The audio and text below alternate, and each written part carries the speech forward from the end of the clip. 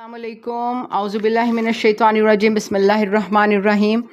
الحمدللہ سورہ صافات ہے ہماری اور پارہ نمبر 23 ہے ہمارا، اور آج ہم آیت نمبر 133 سے پڑھیں گے، 133 سے پڑھیں گے۔ اس دن حضرت الیاس کا قصہ تھوڑا سا میں نے آپ کو ذکر کیا تھا، تذکرہ کیا تھا، اور سارا حضرت الیاس کا قرآن پاک میں نے بتایا تھا کہ 2 جگہ پہ حضرت الیاس کا ذکر ہے، زیادہ ڈیٹیل سے نہیں آیا ان کا۔ ایک سورہ انعام میں ان کا صرف انبیاء کے نام کی لسٹ میں تھا، اور یہاں اللہ نے تھوڑا سا بتایا تھا۔ میں نے آپ کو بتایا تھا کہ جو حضرت الیاس ہیں ان کا اس طرح سا تھوڑا سا بائیو ڈیٹا کچھ تفاسیر میں اور کچھ اسرائیلی روایات میں یہ ملتا ہے کہ بعض روایات میں ان کو کہتے ہیں کہ حضرت الیاس ہی اصل میں حضرت ادریس ہیں، اور ایک روایت میں ہے کہ 4 نبی پیغمبر جو زندہ ہیں ان میں جو ہیں حضرت الیاس، حضرت ادریس، حضرت خضر علیہ السلام اور حضرت عیسیٰ، اور جن کو اوپر اٹھا لیا گیا تھا حضرت الیاس بھی انہی میں شامل ہیں۔ اور بعض روایت میں ہے کہ حضرت الیاس اور خضر ابھی بھی زمین پہ موجود ہیں، اور حضرت ادریس اور حضرت عیسیٰ علیہ السلام کو آسمان پر اٹھا لیا گیا تھا۔ پہلے بھی بتایا تھا کہ حضرت جو الیاس علیہ السلام تھے، اللہ تعالیٰ نے ان کو جو مبعوث فرمایا، یہ بھی بنی اسرائیل کے پیغمبر تھے، بنی اسرائیل کے نبیوں میں سے ایک نبی تھے، اور ان کا جو میں نے بتایا تھا کہ حضرت جو موسیٰ کے بعد ان کا دور تھا، 500 سال، حضرت موسیٰ کے تقریباً 500 سال بعد حضرت جو تھے الیاس تشریف لائے تھے۔ بنی اسرائیل کے آپس میں ان کی رنجشیں ہوئیں، اور اس کے بعد کہتے ہیں حضرت سلیمان کے جو جانشین تھے ان کی یعنی کہ سمجھ لیں کہ ساری یہ جو غلط عملوں کی وجہ سے یہ 2 بنی اسرائیل جو 2 حصوں میں بٹ گئے تھے، ایک حصہ یہودیہ کہلایا اور ایک اسرائیل، تو یہ اسرائیل والے حصے میں آئے، اور یہاں جو بادشاہ تھا اس کا نام تھا اخیب، اور وہ اپنی بیوی سے بہت زیادہ پیار کرتا تھا، اور اس نے ان کے جو کہتے ہیں نا بڑی 20 گز کا جو بڑا سا جو بت تھا سونے کا، اس کا نام بال تھا، اور اس کے جو کہتے ہیں نا کہ 4 منہ اس کے بنے ہوئے تھے، اور اس کی خدمت کے لیے انہوں نے 400 جو خدمت گار جو تھے اس بت کی کرتے تھے۔ اچھا، اب یہ ہوا کہ انہوں نے جب حضرت الیاس نے ان کو توحید کی طرف بلایا تو بادشاہ اخیب اور اس کی بیوی جو تھی یہ ان کے قتل کے در پہ ہو گئی، تو حضرت الیاس نے اپنے آپ کو تھوڑی دیر کے لیے روح پوش کر لیا، یعنی کہ جا کے ایک غار میں چھپ گئے، اور وہاں انہوں نے اللہ سے دعا کی کہ اے اللہ، تو ان پر عذاب کے طور پر تو خشک سالی قحط نازل فرما، تاکہ میں پھر باہر آ کے ان کو بتاؤں، اور تیری جو کرامات جو یعنی کہ سمجھ لیں کہ معجزہ دکھا کر کہ خشک سالی ختم ہو گئے، میں اللہ دعویٰ کر سکوں کہ یہ اللہ کا عذاب تھا، تو اللہ کی طرف لوٹ آؤ۔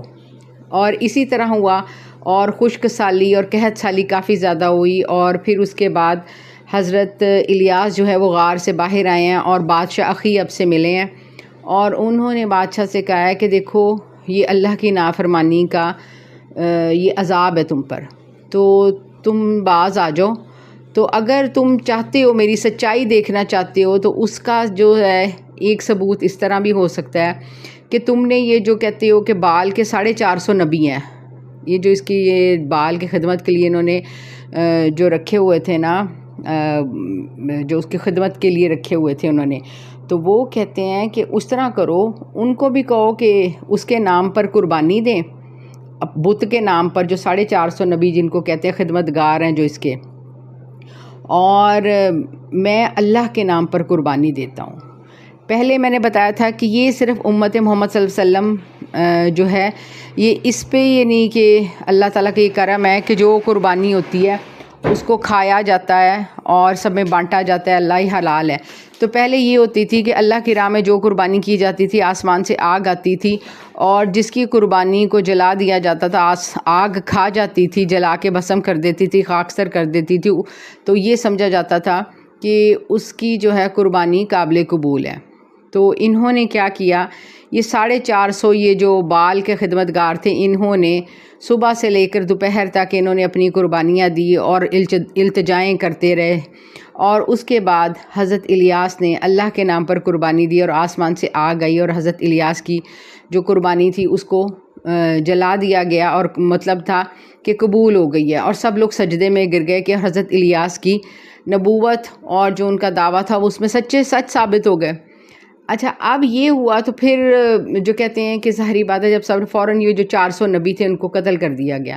بہرحال یہ جو روایت ہے، اس کے بعد پھر کہتے ہیں کہ لیکن اس کی بیوی پھر بھی نہیں مانی، اور اس نے اب بادشاہ اخیب کو یعنی کہ اپنی باتوں میں لگا کر پھر سے ان کے قتل کے منصوبے بنائے حضرت الیاس علیہ السلام کے، اور پھر اس کے بعد جو تھے حضرت الیاس علیہ السلام جو ہے وہ دوبارہ روح پوش ہو گئے تھے، اور جو تھا کہ ان کو آسمان پر اٹھا لیا گیا تھا، یا بہرحال جو دوسری روایت میں ہے کہ یہ پھر جو ہے نا حضرت الیاس کو یہ اللہ تعالیٰ نے ان کو اٹھا لیا تھا، یا یعنی کہ پھر یہ روح پوش ہو گئے تھے اور اس قوم پر پھر عذاب آیا تھا۔ تو یہ ان کا تھا حضرت الیاس کا تھوڑا سا قصہ، اس دن ہمارا تھوڑا سا رہ گیا تھا۔ آج ہمارا جو اگلا قصہ ہے، جو 5واں قصہ، اس میں حضرت لوط علیہ السلام کا قصہ ہے۔ یہ ہم کافی دفعہ پیچھے بھی پاروں میں پڑھ چکے ہیں۔ حضرت لوط اصل میں حضرت ابراہیم کے بھتیجے تھے، سگے بھتیجے تھے، اور ان کے ساتھ ہجرت کر کر جو آئے تھے، اور جن 2 لوگوں نے ایمان لائے تھے وہ حضرت ابراہیم کی ایک بیوی سارہ تھی اور حضرت لوط علیہ السلام جن کے بھتیجے تھے، اور وہ تھے، اور حضرت ابراہیم کے زیر جو نگرانی، زیر سایہ سرپرستی میں انہوں نے پرورش پائی، اور اللہ تعالیٰ نے ان کو بھی نبوت عطا فرمائی، اور ان کے لیے جو تھا جب ہجرت کر کے آ گئے تو اللہ تعالیٰ نے حضرت جو لوط علیہ السلام کو وہ آمورہ کی بستی اور اس طرف جو تھا ان کو بھیجا کہ آپ اس طرف جائیں اور دوسری بستی کی طرف، تو وہاں جا کر آپ نا تبلیغ کریں۔ اچھا، اب یہ جو تھے صدوم اور آمورہ کی بستیوں میں، تو اب حضرت لوط علیہ السلام کی بستیوں کا کیوں ذکر بار بار آ رہا ہے؟ کیونکہ یہ مکہ والوں کا ایک سمجھ لیں کہ ان کی عادت تھی، جیسے ہم لوگوں کے رواج ہے جی، جب چھٹیاں ہوتی ہیں یا گرمیاں زیادہ ہوتی ہیں ہم ناردرن ایریاز میں چلے جاتے ہیں، تو یہ لوگ اپنے تجارت کی غرض سے سیر و تفریح کے لیے، جیسے وہ ہم جو سورت پڑھتے ہیں سورہ قریش میں جو فَلْيَعْبُدُوا رَبَّ هَٰذَا الْبَيْتِ، وہ کہتے نہیں وہ لِإِيلَافِ قُرَيْشٍ إِيلَافِهِمْ رِحْلَةَ الشِّتَاءِ وَالصَّيْفِ، رحلت الشتاء والصيف، یعنی کہ سردی اور گرمی میں 2 سفر کرتے ہوتے تھے، ایک سردیوں میں کرتے تھے، گرمی میں، اور یہ جب شام کی طرف نکلتے تھے ظاہری بات ہے رستے میں وہ جو اجڑی بستیاں تھیں، بحر مردار، میت جسے کہتے ہیں ڈیڈ سی، وہ ساری ان کے رستے میں آتی تھی، کبھی صبح کو کبھی شام کو۔ اللہ ان کو بتا رہا تھا، میں نے بتانا مکی صورت تھی اور حالات بہت خراب تھے، ظلم و ستم عروج پہ پہنچا ہوا تھا، تو اللہ بار بار ان کو جھنجھوڑ کے کہہ رہا ہے کہ دیکھو انہوں نے بھی اللہ کے حکموں کو نہ مانو، نبی کی بے حرمتی کی، تو ان بستی والوں کا کیا حال ہوا، وہ دیکھو تباہی اور وہ کھنڈرات، وہ آثار تمہیں کچھ یاد دلاتے ہیں، تمہیں کچھ ہوش کے ناخن لو۔ اور اللہ تعالیٰ یہاں جو تھوڑا سا جو جس کہتے ہیں نا کہ تھوڑا سا بس کلپ یاد آنے کے لیے کہ جو اس بستی سے ریلیٹڈ کلپ تھا وہ اللہ تعالیٰ یہاں بتا رہے ہیں، ٹھیک ہے۔ 133 133 آیت ہے سورہ صافات کی، پارہ نمبر 23 ہے ہمارا۔ اعوذ باللہ من الشیطان الرجیم، بسم اللہ الرحمن الرحیم۔ وَإِنَّا بے شک لوطن، جو لوط علیہ السلام تھے، لَمِنَ الْمُرْسَلِينَ، وہ بھی رسولوں میں سے تھے، ہمارے پیغمبروں میں سے تھے جن کو اللہ نے چنا ہوا تھا۔ اذ نجیناہ، جب ہم نے اس کو نجات دی، وَأَهْلَهُ، اور اس کے گھر والوں کو بھی، اجمعین، سب گھر والوں کو نجات دے دی۔ اچھا، اس سے متعلقین جتنے اس کے گھر والے تھے۔ اچھا، یہاں سے جو بار بار جو پتہ چلتا ہے قرآن میں جب بھی یہ قصہ آتا ہے کہ حضرت لوط علیہ السلام کے جو پیچھے لگنے والے تھے وہ کوئی بھی نہیں تھا سوائے ان کی بیٹیاں تھیں اور حضرت لوط علیہ السلام تھے۔ اچھا، اب وہ الا عجوزن، سوائے ایک بڑھیا جو تھی، وہ فی الغابرین، وہ پیچھے رہ جانے والوں میں سے تھی، یا چند لوگ ہوں گے، لیکن بہرحال یعنی کہ اللہ جو کہتے ہیں کہ ان کے جو گھر والے اور جو سارے اللہ نے بچا لیے سوائے بڑھیا. بڑھیا کون؟ ان کی بیوی. اس وجہ سے کیونکہ وہ بڑی دل دادا تھی اپنی قوم کو پسند کرتی تھی، اور باقاعدہ اپنی قوم کو اشارے بازیاں کر کر اس نے اپنے گھر بلایا تھا، اور وہ ان کے فعل کو جو ہے وہ برا نہیں سمجھتی تھی.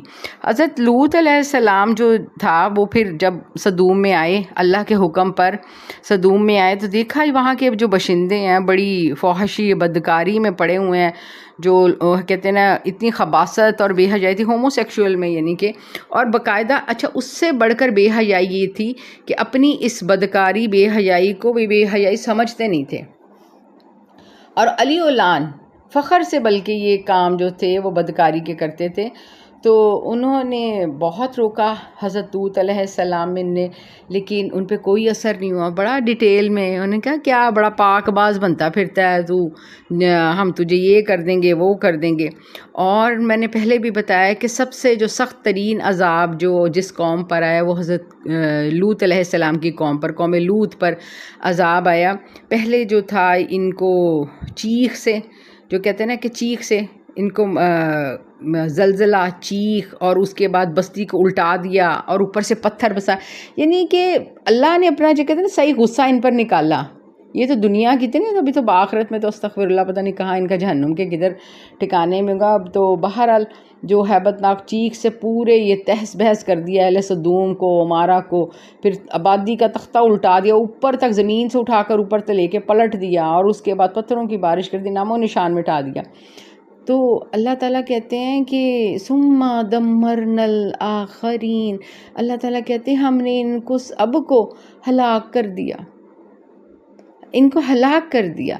اللہ کہتے ہیں گزرتے ہو نا، یہ کوئی سٹوری نہیں ہے.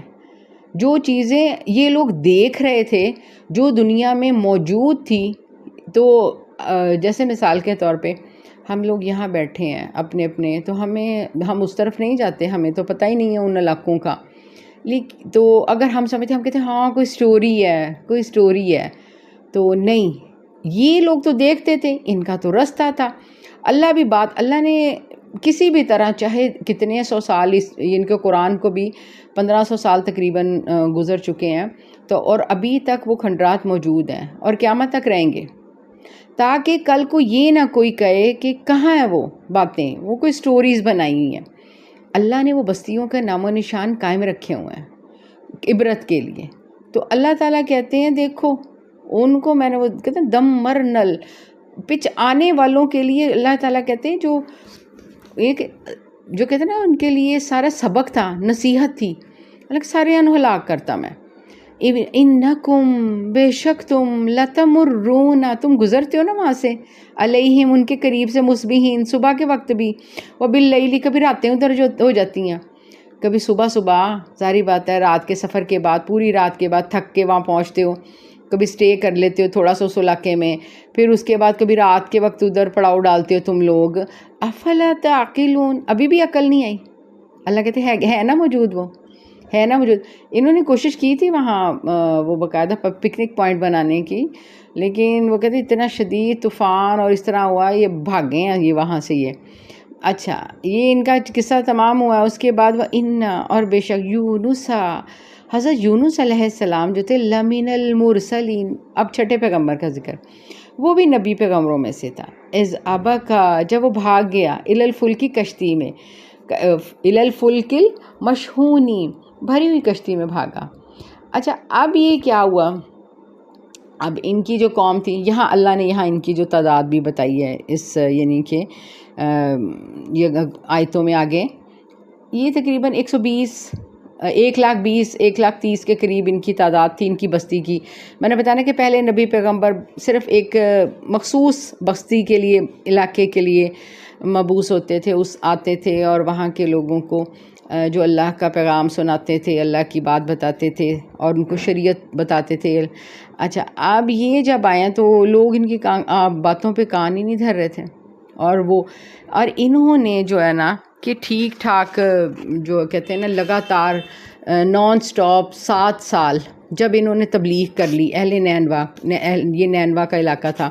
اچھا، اب ان کو شرک سے، بت پرستی یہ لوگ کرتے تھے، تو ان کو جب 7 سال تک ان کو نصیحت کرتے رہے، تبلیغ کرتے رہے، توحید کی دعوت دیتے رہے، لیکن ایک بھی نہ سنی.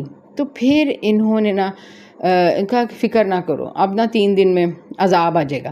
اچھا اب یہ وہیں موجود تھے. اب 2 دن گزر گئے. سورہ انبیاء میں بھی ہم پڑھ چکے ہیں ان کا قصہ. اچھا بہرحال وہ 2 دن گزرے ہیں تو کوئی عذاب کے اثار نہیں، سب نارمل لائف اسی طرح گزری ہے، چہل پہل زندگی یہ وہ. اب تیسرا دن ہوا نا جب، تو انہوں نے کہا تھا کہ جی 3 دن تک صبر کرو تمہیں عذاب آ جائے گا. انہوں نے جی کیا کیا، یہ چلے گئے کہ ہائی اگر آج بھی عذاب نہ ہے تو یہ جو قوم ہے وہ تو مجھے جھوٹا سمجھے گی. کہ واقعی انہوں نے بغیر اللہ کے حکم آنے سے پہلے ہی یہ وہاں سے چلے گئے.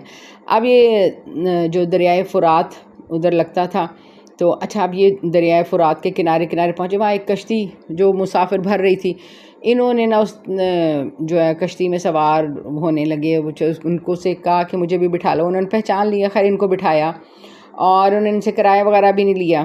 اچھا اب یہ ہوا کہ کشتی جب چلتی ایک دم سے بیچ سینٹر میں سمندر کے تو سٹل ہو گئی ہے اور سٹل ہو کے ڈگمگانے لگی. اچھا اب یہ دیکھ رہے ہیں سارے بس کشتی والے کہ ارد گرد کی کشتیاں گزری جا رہی ہیں، پاس سے گزری جا رہی ہیں اور ان کی کشتی چل نہیں رہی. یہ چپو مارنے کی کوشش کر رہے ہیں اور یہ وہ سارا، اور وہ ہل نہیں رہی اور وہیں سٹل ہو کے ڈگمگائی ہوئی ہے.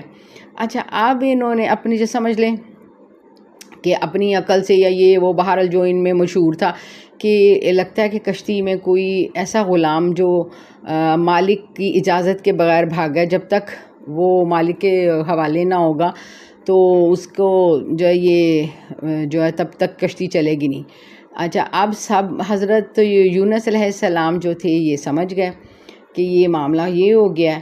انہوں نے کہا کہ جی اس طرح کرو، میں ہی ہوں. انہوں نے کہا نہیں آپ تو ہو ہی نہیں، آپ کے تو اتنے آپ نیک ہیں، آپ شکل سے بھی نیک لگتے ہیں، ہم تو کبھی بھی نہیں آپ کو کریں گے. خیر کرا ڈالا گیا. کرا اس طرح تھا کہ سمندر میں تیر پھینکے جاتے تھے نام لکھ کر، تو جس کا تیر اوپر تیر جاتا تھا مطلب تو وہ گناہ کرتا. تو جب بھی ڈالتے تھے 3 دفعہ کرا ڈالا اور حضرت یونس علیہ السلام کا جو تیر تھا وہ اوپر ہی رہتا تھا پانی کے. انہوں نے کیا کیا، بہرحال دونوں روایتیں ہیں کہ انہوں نے خود چھلانگ لگا دی پانی میں سمندر میں، اور دوسری روایت میں لوگوں نے اٹھا کے ان کو پھینک دیا. بہرحال لیکن اللہ نے بڑی سی مچھلی کو حکم دیا تھا. سمندر کی مخلوق بہت بڑی ہے، سب سے بڑی مخلوق اللہ کی سمندر میں موجود ہے. اچھا اس کے بعد جو ہے وہ کیا ہوا کہ 1000 میں سے 600 جو ہے کہ مخلوق اللہ کی جو ہے تو زمین اور اس کی تری اور خشکی کی ہے. 600 جو قسم کی جو مخلوق ہے اللہ کے سمندر کی ہے مخلوق. تو اب یہ دیکھ لیں ہم دنیا میں کتنے ہمیں پرندے چرندے رنگ برنگے سانپ اور وہ حشرات اور کس طرح نظر آتے ہیں، تو سمندر میں تو پتہ نہیں کتنا کچھ ہوگا. 600 قسم کی. خیر وہ ہے بہت بڑی مچھلی، اس نے منہ کھولا، جیسے ہی چھلانگ لئی وہ اس کے منہ کے اندر حضرت یونس علیہ السلام تھے. اور اللہ نے حکم دیا ہوا تھا ان کو چبانا نہیں ہے، نگلنا نہیں ہے، بس ان کو اپنے پیٹ میں قید کرنا. وہ 3 اندھیرے ہیں، ایک رات کا اندھیرا، سمندر کا اندھیرا جو کہ ذرا سمندر تو گہرائی میں اندھیرا، اور اس کے بعد مچھلی کے پیٹ کا اندھیرا. تو وہ پھر جی باہر یہ ہوا. اور ادھر سے کیا ہوا کہ جیسے ہی ادھر سے اللہ نے یہ کیا، عذاب ٹلا صرف اس قوم پر تھا. اللہ بار بار اس کا ذکر کرتے جس پر ایک دفعہ عذاب کا فیصلہ آ جائے تو وہ ٹلتا نہیں ہے. اب ان پر جو عذاب تھا وہ جب دیکھا کہ آسمان کا رنگ بدلا ہے اور بادل اور اس طرح، یہ پوری کی پوری قوم، یہ 1,20,000 یا 30,000 اپنے بچے جانور لا کے یہ میدان میں، بڑے میدان میں آ گئے، وہاں رو کے چیخ کے گڑ گڑا کے سجدے کرنے لگ گئے ہیں. ادھر سے یہ لوگ لگے ہیں، ادھر سے وہ. اچھا اب روایات میں ہے 1 دن رات کہ حضرت یونس رہے ہیں وہ مچھلی کے پیٹ میں، ادھر سے وہ گڑ گڑاتے رہے ہیں. اور دوسری روایت میں 3 دن کا ذکر ہے اور ایک روایت میں 40 دن کا. بہرحال اللہ نے یہاں ڈیز بتانے کی اللہ نے ضرورت نہیں سمجھی، اللہ نے صرف بتایا، تھوڑا سا معاملہ بتایا تھا. اب وہی اللہ کہہ رہے ہیں کہ ٹھیک ہے، وہ جو تھا جو یونس تھا وہ چلا گیا، کشتی بھری ہوئی کشتی میں چلا گیا، بھاگ گیا. اللہ نے بھاگ کا از آبا کا جب بھاگ گیا. اب وہ بھاگے تھے. اچھا اب وہی کہ غلام بھاگا تھا مالک کو بتائے بغیر، مالک کی اجازت کے بغیر. اچھا اس کے بعد فساہما، ان سے یہی صرف غلطی ہوئی تھی کہ اللہ کا حکم آنے پر اب جتنے نبیوں پیغمبروں کی قوموں پر عذاب آیا تو ان کو باقاعدہ جبرائیل امین آئے یا اللہ کا حکم ہوا اپنے گھر والوں کو لے کے نکل جاؤ، بس اب نکل جاؤ. اب انہوں نے انتظار نہیں کیا، خود ہی بھاگ گئے. اللہ نے بھی بھاگ والا لفظ استعمال کیا. فساہما، اللہ کہتے ہیں کرا ڈالا. اب وہی جو کرا ڈالا، فکانا من المدحضین، وہ پھر دھکیلنے والوں میں سے ہو گیا، یعنی کہ اس کو اٹھا کے دھکیل دیا، چھلانگ مار دی، اس کو اٹھا کے پھینک دیا. اللہ کہتے پھر کیا ہوا، فَالْتَقَمَهُ الْحُوتُ، اس کو نگل لیا حوت مچھلی نے. وَهُوَ مُلِيمٌ، اور پھر وہ ملامت اپنے آپ کو کرنے لگا، اوہو یہ کیا غلطی ہو گئی، کہ یہ کیا غلطی ہو گئی، پتہ لگ گیا اوہو میں ہی تو تھا. اللہ نے اب وہ کیا ہوا، مجرم بھاگ گئے. اب وہ کیا کہہ رہے تھے کہ مجرم جو غلام بھاگ گئے، اب غلام کو پکڑنے کے لیے پولیس چاہیے. پولیس نے پکڑ کے کیا کرتے ہیں، قید میں ڈالتے ہیں. اب وہ قید میں تھے، مچھلی کے پیٹ کی قید میں، کہ اس کو صرف تیرا جیل خانہ ہے. اب قید میں پکڑ، مجرم کو کہاں ڈال کے، کہ اس کا جرم مجرم تھے نا، کہ جرم ہو گیا تھا، کہ اب وہ جو جرم ہوا تو اس کے لیے اب قید میں ڈالا ہے، جیل میں ڈالا ہے. اب وہ کیا، وَهُوَ مُلِيمٌ، وہاں پچھتا رہے، ہائے یہ کیا ہو گیا. اچھا اب یہ فلولا، اگر نہ، انہو کانا، وہ ہوتا، من المسبحین، تسبیح کرنے والوں میں سے. اور اس میں ہم نے سورہ انبیاء میں جو پڑھا کہ اگر وہ تسبیح اور استغفار نہ کرتے تو اللہ تعالیٰ کہتے قیامت تک للبیسا، پڑا رہتا، فی بطنی ہی، اس کے پیٹ میں ہی، مچھلی کے پیٹ میں. کیوں، الی یومی، اس دن تک، یبعثون، تب جب دوبارہ اٹھایا جانا تھا. مطلب یہ کہ قیامت کی گھڑیاں وغیرہ یہ نہیں، دوبارہ اٹھایا جانا وہ کب ہوگا، دوسرا سور جو پھونکا جائے گا، دوسرے سور کی بات. تو اللہ کہتے ہیں کہ ظاہر بات مچھلی کو کہا تھا نکلنا نہیں، تب تک وہ جیل ہی رہتی. تب تک جیل، کب تک، ٹل یوم یبعثون، اس وقت تک جب اٹھایا. اللہ کہتے وہ اب تسبیح، اگر وہ تسبیح نہ کرتا، یعنی کہ انسان اگر مشکل حالات میں پھنس جائے اور انسان کو سمجھ آ جائے اوہو میرے غلطیاں، میرا کوئی کیتا کرایا، میرا کوئی کرم آگے آ گیا ہے، میرا کوئی بڑا بول پکڑا گیا ہے، مجھ سے کوئی غلطی ہو گئی، مجھ سے کوئی گناہ ہو گیا، تو اللہ کی تسبیح کرے اور استغفار کرے. اور یہ جو ہے بہترین جو تسبیح ہے وہ تیسرے کلمے کے ساتھ استغفر اللہ ملائیں، یا جو سبحان اللہ و بحمدی، سبحان اللہ العظیم و بحمدی استغفر اللہ، یعنی کہ اس کے ساتھ جو ہے یہ اس کو تسبیح کے، اللہ کے تسبیح کے کلمات کے ساتھ استغفار کو ملا کے پڑھنا چاہیے. اللہ کے جو تسبیح کے کلمات ہیں جتنے بھی، ان کے ساتھ جو ہے استغفار کو ملا کر پڑھیں. اور انہوں نے جو پڑھا لا الہ الا انت سبحانک انی کنت من الظالمین، اس کے ساتھ تو بلکہ ابو داؤد کی جو روایت ہے، سعد بن وقاص سے روایت ہے، نبی صلی اللہ علیہ وسلم کا جو صحابی تھے سعد بن وقاص، ان سے روایت ہے، اللہ کے نبی صلی اللہ علیہ وسلم نے فرمایا حضرت یونس نے جو دعا مچھلی کے پیٹ میں کی تھی، یعنی لا الہ الا انت سبحانک انی کنت من الظالمین، تو جو مسلمان کسی مقصد کے لیے بھی پڑھے گا اس کی دعا قبول ہوگی. تو یہ آیت کریمہ ہے.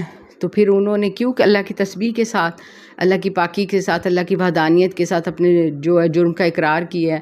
تو یعنی کہ پہلے اللہ کی تسبیح اور پاکی بیان کی ہے، ٹھیک ہے، اللہ کی وحدانیت بیان کی ہے، اور پھر اس کے بعد جو ہے وہ قبول کیا. یعنی کہ یہ ایک قسم کا دعا کا طریقہ بھی ہے کہ اللہ کی تسبیح اور حمد و تسبیح بیان کرو، پھر اس کے بعد جو ہے اپنے مقصد کی دعا کرو. تو اللہ کہتے ہیں ٹھیک ہے ہو گیا. اچھا آپ پھر کہ اللہ نے کہا ٹھیک ہے اوکے قبول ہو گیا. ادھر سے ان پہ ایک دم سے جو ہے وہ بادل چھٹ گئے ہیں عذاب کے. فَنَبَذْنَاهُ، اور اس کو پھینک دیا بِالْأَرَاءِ، کنارے پر، چٹیل میدان میں، وَهُوَ سَقِيمٌ. اب ظاہری بات ہے پیٹ میں جکڑا ہوا، پیٹ میں کیا تھا، گرمی، شدید ترین گرمی ہو، ظاہری بات ہے قید کس کے تھے، مچھلی کے، وہ مچھلی ویسے انسان کھا لے تو گرمی برداشت نہیں ہوتی. تو اب وہ ڈی ہائیڈریٹ ہوئے ہیں، اور وہ ظاہری بات ہے مچھلی کے پیٹ میں کیا ہوگا، ظاہری گند اور یہ وہ سارا اس میں، اور جکڑ کے اور اس طرح اندھیرے میں. تو اب وہ بیمار ہو گئے ہیں، اب یعنی کہ بیمار بھی ہیں. تو اللہ تعالیٰ کہتے ہیں فَأَنبَتْنَا، اب وہاں پھینک دیا چٹیل میدان ہے، چٹیل میدان. اللہ کہہ رہے ہیں وہ چٹیل میدان کو باغ چ نہیں سٹے آسی مچھلی نے، ٹھیک ہے، سمندر کے کنارے کو صحرائی ہو کس طرح. تو اللہ نے فَأَنبَتْنَا عَلَيْهِ، اس پر اگا دیا، یعنی کہ اب وہ گرے ہوئے ہیں تو اللہ تعالیٰ نے ایک دم سے اگ گئی کیا شجرتن، ایک جو ہے وہ پودا اگ گیا جو بیل ٹائپ، منل می یقتین، تو اللہ جو کدو کی بیل جو کہتے ہیں نا، کدو کی بیل جو بیل دار جیسے. اچھا اب بیل کے لیے تو باقاعدہ کسی دیوار کی، سہارے کی، کسی فینس کی ضرورت ہوتی ہے. اب وہ چٹیل میدان میں فینس درخت شرخت تو کچھ بھی نہیں ہے. تو کہتے ہیں یہ اللہ کا یہ بھی معجزہ تھا کہ ہے تو بیل تھی لیکن سایہ دار بیل، وہ ایسے کھڑی تھی تنے، یعنی کہ جیسے نا کہ تنے والی اس طرح، تو بغیر تنے کے وہ کھڑی تھی. اور اوپر سے پھر کیا ہوا، اللہ تعالیٰ نے ایک باقاعدہ بکری، پہاڑی بکری کی ڈیوٹی لگائی تھی. وہ صبح شام آ کر تو بکری جو تھی وہ دودھ ان کو پلاتی تھی. اور یہ دیکھیں بکری کا دودھ اور وہ سائے میں رہ کے کدو کی جو بیل تھی، اور یہ پھر جلدی پھر ٹھیک ہو گئے. اچھا اب وہ کیا، فَأَرْسَلْنَاهُ، اللہ تعالیٰ کہتے پھر ہم نے بھیجا إِلَى مِئَاتِ أَلْفٍ، جو 1,00,000 بندے تھے، او یزیدون، یا اس سے تھوڑے سے زیادہ، مطلب یہ وہی 1,20,000 1,30,000 تھے. فَآمَنُوا، تو اللہ تعالیٰ کہتے وہ ایمان لے آئے، وہ معافیاں ایمان لے آئے. پھر اللہ تعالیٰ نے کیا کہ ان کی معافی قبول کی. فَمَتَّعْنَاهُمْ إِلَىٰ حِينٍ، پھر اللہ تعالیٰ کہتے پھر ان کو فائدہ دیتا رہا. ایک زمانے تک ایشیں کرتے، لو موجاں کرو، معافی. پھر اللہ نے ان کو جو ہے ان کو بڑھایا، ان کی بڑھوتی ہوئی، اور یہ جو تھے یہ پھلے پھولے، اور جو ہے زمین پر پھر یہ واحد قوم یعنی کہ جو تھی جن پر عذاب ٹلا تھا اور اللہ کی رحمت جو ہے یہ انجوائے کرتے رہے تھے. کیونکہ ان پر ظاہر اللہ کی رحمت لوٹ کر آئی، ان پر رحمت، ان سے معافی ان کی قبول ہوئی. اور پھر یہ جو حضرت جو یونس علیہ السلام یہ واپس آئے، اور پھر آ کر دوبارہ جو تھے یہ اپنی قوم کے درمیان رہے، اور کئی سال جو تھے یہ پھر دوبارہ جو ان میں رہے ہیں. اور یونس علیہ السلام جو تھے یہ پھر جو ہے آئے، اور پھر ان کو جو کہتے ہیں نا کہ پورا ان کو شریعت اور اس کے مطابق یہ جو تھے ان کو کرتے رہیں، گائیڈ کرتے رہیں اللہ کے حکم پر. اور یہ پھر بڑی اچھی ایمان والی قوم جو ہے پلٹ کر واپس آئی تھی اور اللہ کی رحمت کی مستحق ہوئی. صدق اللہ العظیم. اللہ ذلت والی محتاجگی سے بچائے، محتاجگی والی زندگی، محتاجگی والی بیماری، محتاجگی والی موت سے بچائے. خاتمہ بالخیر ہو، خاتمہ ایمان پہ ہو. اللہ سب کو عافیت میں رکھے. اللہم انی اسألک العفو والعافیہ فی الدنیا والآخرہ. اللہ رحمت کر دے مومنوں پر، مسلمانوں پر. اللہ ظالموں کو نیست و نابود کر دے. اللہ سب ماؤں بہنوں بیٹیوں کی دعائیں ان کے اپنے حق میں، ان کے پیاروں کے حق میں قبول فرما. سب بیماروں کو شفائے کامل عاجل عطا فرما. اللہ سب قرضداروں کے قرض اتار دے. اللہ جو رزق کے لیے پریشان ہے، اللہ زمین آسمان کے دھانے کھول دے. اللہ تو رزق حلال کے وسیلے بنا دے. جو پریشان حال ان کی پریشانیوں کو دور فرما دے. جو بچے بچیوں کے رشتوں کے لیے پریشان ہے، اللہ ان کے لیے نیک صالح اور اللہ قسمت والے زوج دے دے. جو ماں باپ کی آنکھوں کی ٹھنڈک کا باعث بنے. اللہ جو شادی شدہ جوڑے ہیں اللہ ان کو اللہ خوش و خرم آباد رکھنا. اللہ جو بے اولاد جوڑے ہیں ان کے اپنے محبوب کے امتی عطا فرما دے. نیک صالح اللہ ان کو اولادیں عطا فرما دے. اللہ جی ان کی زندگیوں کو رونقیں بخش دے. اللہ ان کو اولاد بنا دے دے. اللہ اولادیں دے دے. اللہ ان کو پھلدار درخت بنا دے. اللہ ان کو خوشیاں دے دے.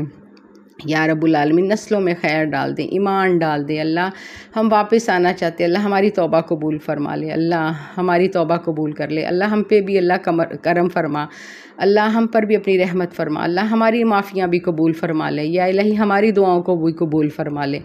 یا رب العالمین تو لوٹ کر آنے والوں کو پسند کرتا ہے. اللہ اپنے دامن رحمت میں اللہ ہمیں لپیٹ لے. یا رب العالمین جہنم سے آزادی کے پروانے جاری کرے. اللہ ان میں ہمارا نام ہو. اللہ جنت الفردوس میں نبی کی کلونی میں گھر دے دینا. اللہ اپنے مقربین میں شامل فرمانا. جو صبح شام تیرا دیدار کریں گے اللہ ان میں شامل فرمانا. اپنی رضا خوشنودی عطا فرمانا. سب کی دعاؤں قبول فرما لے. ربنا تقبل منا انک انت السمیع العلیم وتب علینا انک انت التواب الرحیم.